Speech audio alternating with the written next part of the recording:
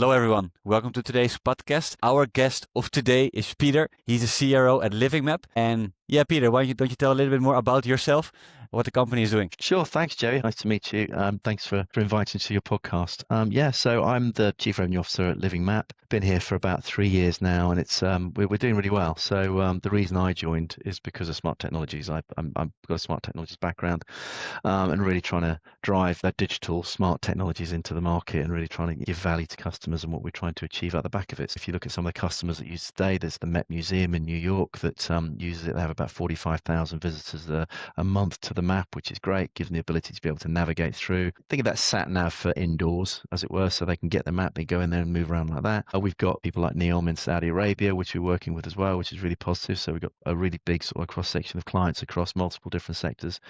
But what we recently launched is our locator product, which is locating assets. So if you're in a hospital and you want to know where the crash machine is, you want to know where the drug trolley is, you can pick up the map, you can see it, it's there, you can go and find it really quickly. So that's what Livingmap's all about, and that's what I've been doing for the last 3 years and driving this awareness of the products around the world. Very nice. And out of all the companies which are out there, right? Like you're saying with Livingmap, what is like the company which benefits most of the service? So from it was two bits, right? So if you think about where the biggest benefits for the product, if you're thinking about retail, big shopping malls, you're going in, if you're anything like me, you want to go in, you want to get to the shop and you want to get out. There's too many people are not there to shop and look at everything. The ability for the shoppers to go in and do what they actually need to do and spend their money in that shopping centre is really quite powerful. So we do a lot of work with the Trafford Centre in Manchester, which is one of the biggest ones in the UK. And that is really around when people can either go onto their application and they can get the map in, they can download the map from their website before they go in there. They can go in, they can see a big kiosk and they can type in where they want to go. The kiosk will say, John Lewis is over here. There's a QR code that pops up. You scan it with your phone and it gives you that indoor route to where you're going. So retail really love it. They absolutely love the benefit of being able to help people get to where they need to get to. And guess what? As you're going along to John Lewis, you can say, hey, there's a Starbucks on the way. Do you want to stop for a coffee? Here's 5% discount and stuff like that. So those are the really powerful things you can get out the back of it from a wayfinding perspective.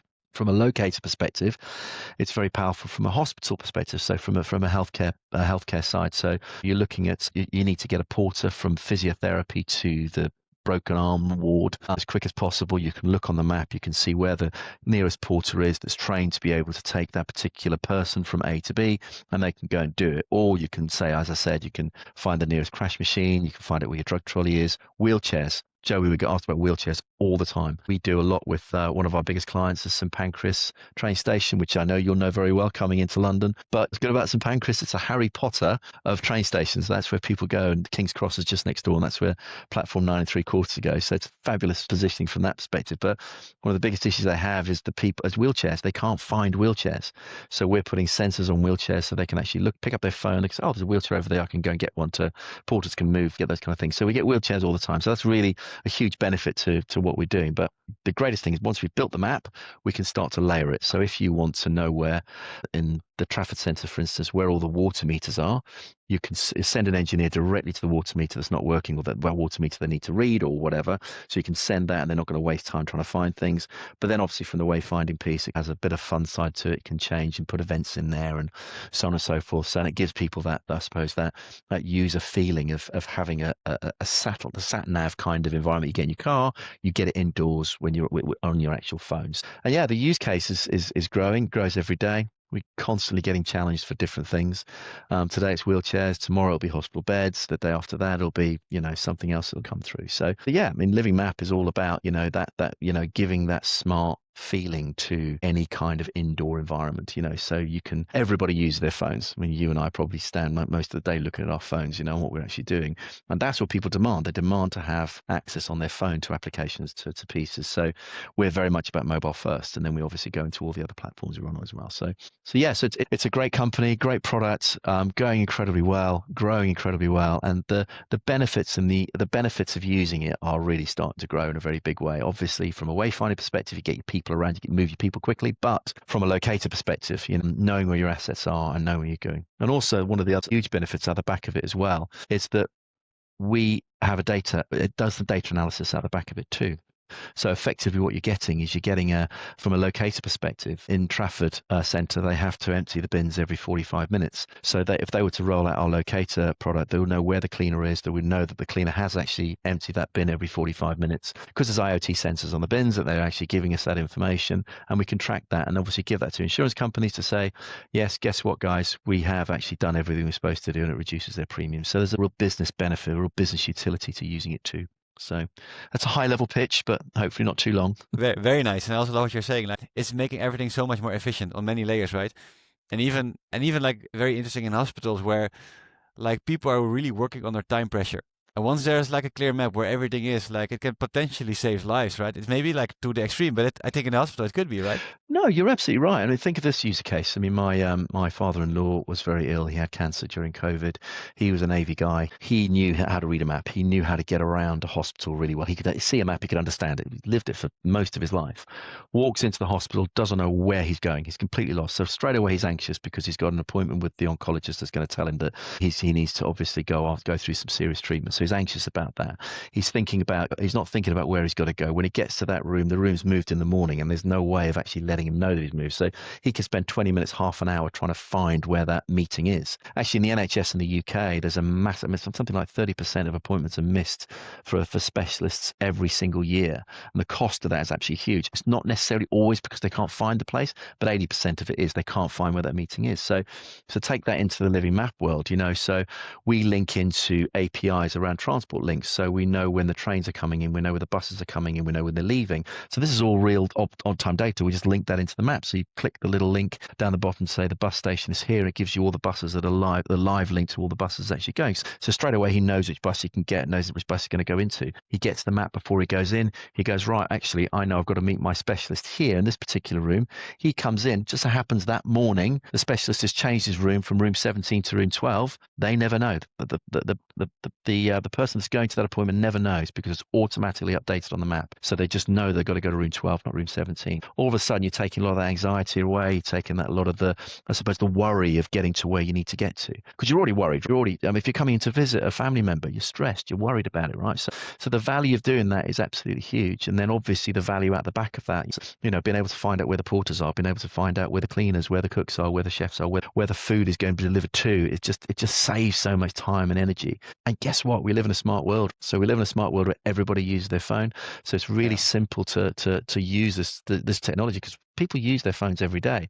And we've had, 10-year-olds looking at the maps. Oh, it's really easy to use because I use my map. But it's they use their phones. So I suppose that's the balance of trade that you're getting. You're getting that, taking away that anxiety, taking away that pressure on people, taking away that, giving them that peace of mind that they know where they're going. And hey, look, everyone can read a map. It's one of the oldest tools we've got. It's been going around for thousands of years. If anyone can read a map, you just pick it up and it's easy to use. So those are the benefits that we're seeing. Very nice. And you being part of the company, right? Like, what are some of the challenges you have faced towards growing a company, and how did you overcome these challenges? So it's really interesting. It's a great question. I think if I look at the challenges that we overcome, it's the need for a digital map. A lot of the organizations we go into, and this is becoming less of a challenge, to be honest. A lot of the organizations we go into say, we've got a map, we print them out every month, and we put the pieces on there. And when you can say, actually, you don't need to print your map out anymore. You're going into a digital environment, and then you have to prove the ROI to them about the print alone.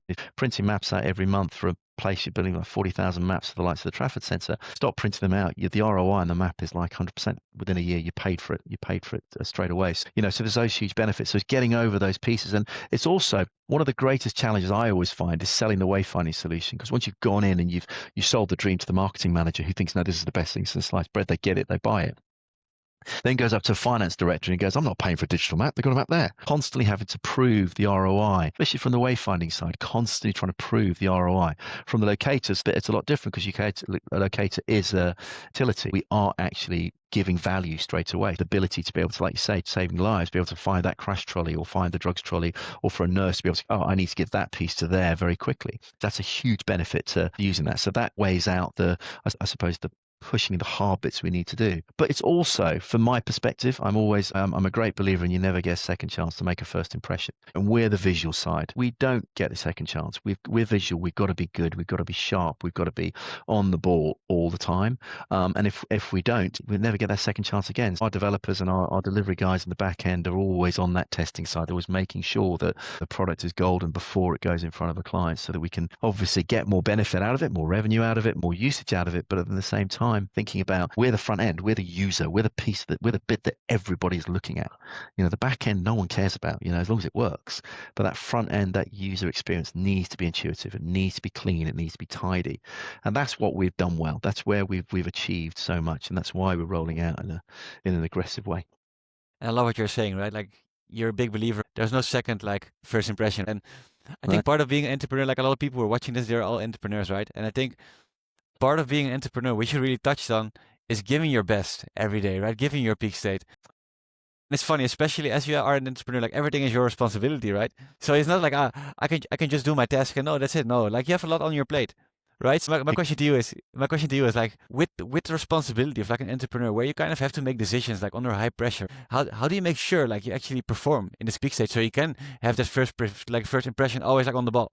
I've mentored many startups. I've mentored many entrepreneurs. I was part of Telefonica's Wire Group, where I did a lot of talking and mentoring with them. And it always comes down to, in my view, one thing. It's always surprise and delight your customer. Never let them be disappointed. And yes, you will have a mountain to climb to be able to do that every single time. But if you do that every single time, you're building a business that's going to make money. And let's be very, very clear about a business. A business is there to make money. It's not there to be a philanthropy or a giveaway product. Or you can have the best product in the world and it's best architected and it never falls over and it's the best thing. It's so easy access. If nobody buys it, it's a complete waste of time. So you've got to make sure that the market you're going into really needs your product. You're going into a world where sometimes the product being 100% is not necessary. Being 95% is okay, because you've got to surprise and delight that customer. You've got to make sure that customer looks at this and goes, you know what, this is really bloody good every single time. And then obviously then expands at the back of it. I mean, I'm a sales and marketing guy, right? That's my background. That's where I come from. So every time I say to these guys, when every entrepreneur I've ever spoken to that has this passion to bring something out, the passion is really important. Make sure it's solid, make sure it works, make sure that your customer is in the center of every single thing you do.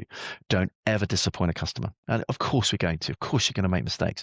But if you go through that strategy of making sure that the customers, you go out of your way to make sure they're surprised and delighted every single time, when they are disappointed, they're all right about it, because it's very rare you do that, because they know you're the most important person in their world. And it's really, so that I think that's the thing I always say. If you're gonna go out there and do a software service like us, from a Livingmap perspective, we are we're that front end. People see us, so we need to be 110% every single time.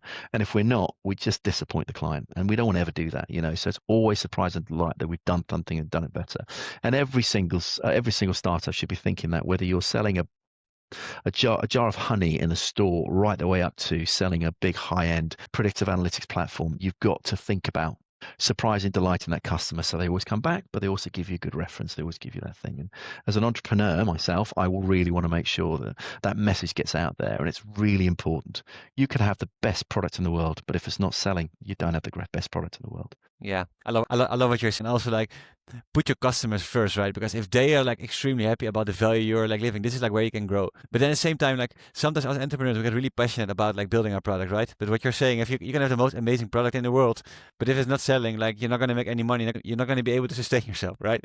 So what are some of the ways like you're using? Because you're saying like customer first, right? So you're ensuring that the value you're bringing to the customer is exactly the right fit. Absolutely. So you've always got to think about ROI. You've always got to think about this, especially in this day and age, especially in the market that we're in right now globally. We are a little bit under restraints of what we're trying to do. I don't know what it's like in Amsterdam, but in London, it's tough. It's really hard right now. You have to constantly drive value. If you're not driving value, the customer's going to obviously cut the costs. You get brutal finance directors. Finance directors are running the world right now. They're constantly monitoring costs, constantly managing what they're coming back to. You've got to have that value right from the start.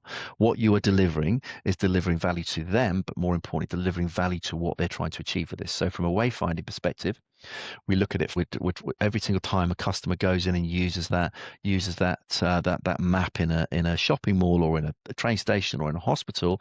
There's a little bit of data that comes back, so we can actually see what was being looked for. We can't go down to what we can't see who was it, but we can see what they were doing. So that's value for a shopping mall. And then while they're walking along, to be able to use an advert to, hey, you're going to Ward 27. There's a Costa or a Starbucks on the way. Would you like a coffee? Then all of a sudden you're trying to drive value out of it all the time. And that user experience has to be really powerful. So value, ROI is key as well. So how do they get the return on investment? So that's really something that's come out of the woodwork, probably massively. And since COVID, everything they buy has to have a very tight ROI around it. Before, it's probably, this looks cool, we can do some innovation, we can do some proof of concepts around this. This is great because this might work great in the future. Now it's all about ROI because finance are running the world.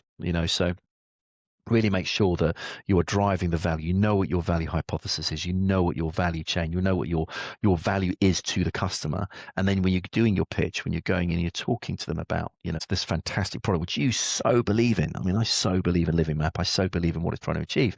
Going into the customer and putting that passion across, but actually, so this is the value you're going to get out of it. This going into an airport, this is the value you're going to get. People aren't going to get lost. The big thing the airports try to drive is they call it the golden hour, where you spend money in an airport. Wouldn't it be great if you can increase that golden hour by 10 minutes because they managed to get through security quicker, or they managed to get through to their gate quicker, or whatever the case may be. So always make sure you're driving the value, and always make sure that your platform is solid and it fundamentally works, and you're surprising and delighting the client. You're going to get that a lot through this podcast, Joey. It's surprise, delight the customer every time, and they'll keep coming back to you. Very nice. What are some of the ways or some of the tools you guys are using to acquire those new customers? Yeah, so we're taking a bit of a step back on our marketing side. So we're going into the digital marketing. So we're using our Google Analytics, using PPC. People are searching for certain keywords. They're coming back to us, and we've got a campaign that goes out all the time around trying to get people into our website and understand what we're trying to do. Not just because they need a digital map, because of the value that you get from buying a digital map from Livingmap. We don't have a huge sales team. We have a highly motivated sales team that will pick up the phone and have those conversations with client, driving value. So I always say to anyone in the business, it's not about the map, even though the map is the most important thing for a client, for a user, but it's not about the map. We need to have the platform so incredibly well built and solid that people are constantly wanting to come back and use it over and over again. So talking about the platform, talking about what a customer's buying into and the value that will give an organization through, campaigns like PPC, through, podcasts like this, talking to the press, talking to, doing blogs and getting out there and do it. Maybe old fashioned, writing a blog, but I tell you what, a lot of people read them. So that's the thing. That's the energy that we get. We get a lot of that moving forward.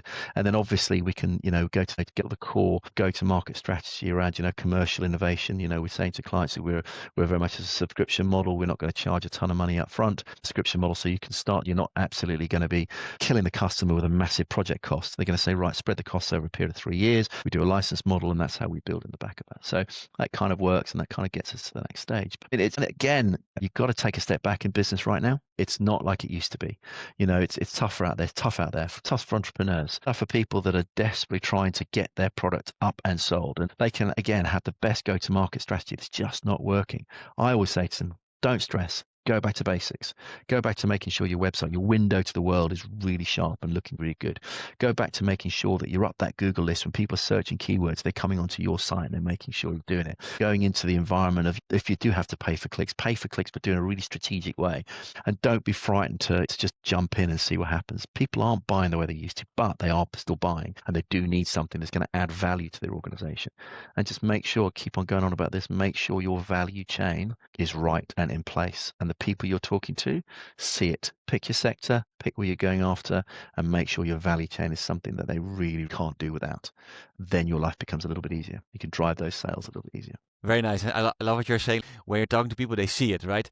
And you also mentioned before, it also starts with you being really passionate about it, because you can have the best product in the world, but if they don't feel your passion, right, they don't feel like you totally believe in it, They're something off, right? Absolutely. Well, if you're not believing in it, no one else will, So, and as an entrepreneur, you've got to be everything. You've got to be a developer, back-end developer, front-end developer. You've got to be your webcaster. You've got to be your podcaster. You've got to be your sales guy. You've got to be your marketing person. So when you stand in front of someone, you've got to have that passion. You've got to have that thrill, surprise and delight every time you go in and they look at you and they go, yeah, actually, if it means that much to him, you're going to get something through it. And, I suppose that's the message I always, and I'll certainly leave you with, is just you've got to make sure that you're passionate about what you're trying to do. The days where, someone set something up 20 years ago and it was a .com or whatever, and it went massive and they made a few million and they had the easy life.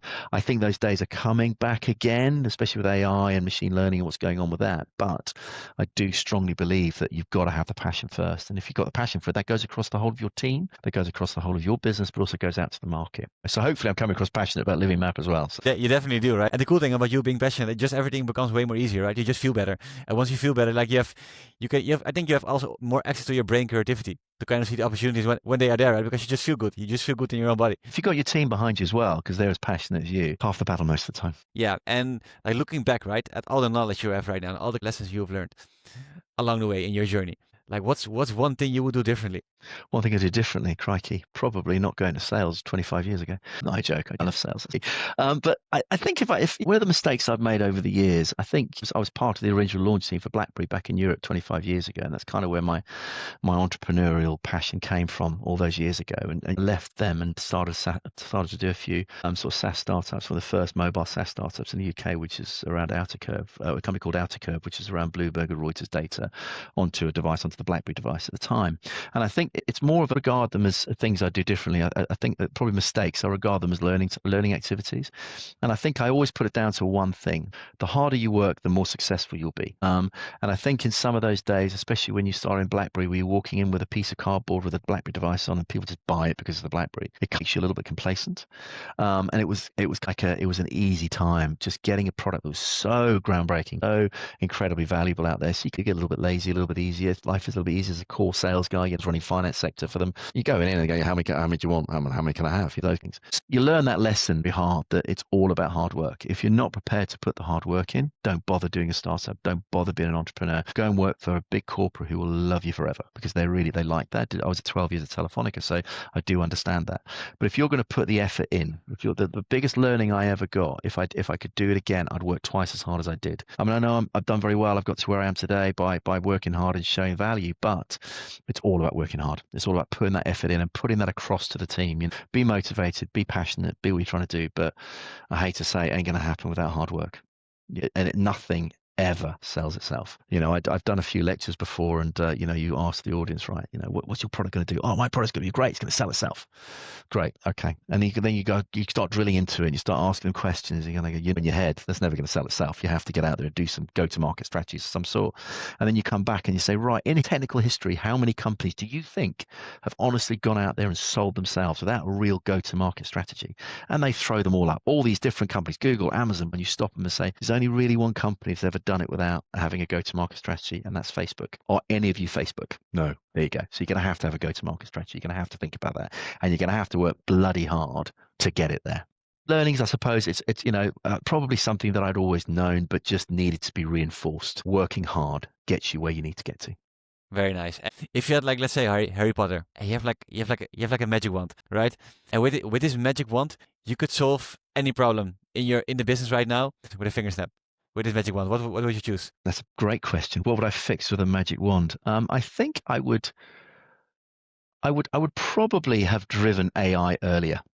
I would have got the market. So there's two things. I don't know if you've read a few of my blogs, and one of the big things that people have massive fear around is technology, and especially around AI and what it's doing and what it's potentially going to do, and so on and so forth. And I think if I could wag a magic wand, probably about 6 to 8 years ago, when AI was really starting to dig into the market, was really sort of come out as a subject matter expert to the market, not to individuals of the teams, but to the market, to say AI is a friend. It's not something that's going to hurt us. And with what we can do around technology to be able to solve, energy crises, or solve, healthcare problems, or even, in third world countries, and support what they're trying to do. AI can do all of that, and we're in control of AI. So there's always this element of AI's Terminator, and it's going to come take over the world. And I think it will take over a lot of the spaces that we're going to be moving into. But what it's doing is it's enhancing what we're doing and how we're trying to do it, and also massively go behind the difference between machine learning and AI as well. I mean, there is a fundamental difference between the two. Machine learns the more information it gets to be able to deal functionally better with you. AI kind of learns itself and then goes in.